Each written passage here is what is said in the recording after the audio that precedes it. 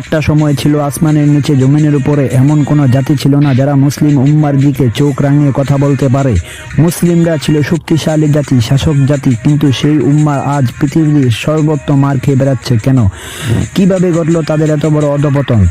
আর যখন এই উম্মার এত বড় অধঃপতন ঘটতে থাকে তখন আলেম ওলামাদেরই বা ভূমিকায় বা কি ছিল সেটাই জানার চেষ্টা করব আজকের এই ভিডিওটিতে। তাই হাত জোর করে বলছি, প্লিজ একটি লাইক এবং একটি সাবস্ক্রাইব করে দিবেন।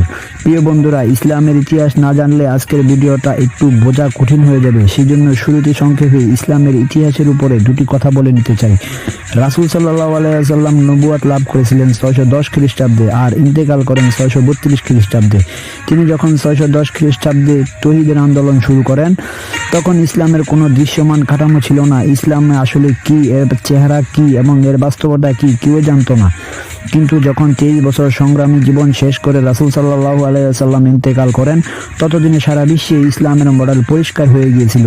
তিনি যখন বিদায় হজের সামনে প্রশ্ন ছুড়ে দিয়েছিলেন, আমি কি তোমাদের কাছে পৌঁছে দিতে পেরেছি? যেন তারা বললেন, হ্যাঁ ইয়া রাসূল সাল্লাল্লাহু আলাইহি ওয়াসাল্লাম, আপনি পৌঁছে দিয়েছেন। পরের পার্ট দেখতে চাইলে অবশ্যই সাবস্ক্রাইব করে পাশে থাকবেন।